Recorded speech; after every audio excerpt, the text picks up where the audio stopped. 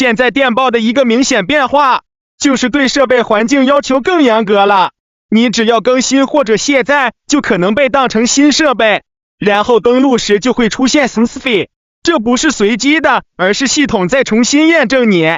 如果你之前使用比较稳定，这种情况还不明显，但如果你本身操作比较频繁，就很容易触发。很多人卡在这里之后，会不断尝试登录，结果反而被限制的更严重。所以不要盲目操作，如果需要帮忙，可以联系我。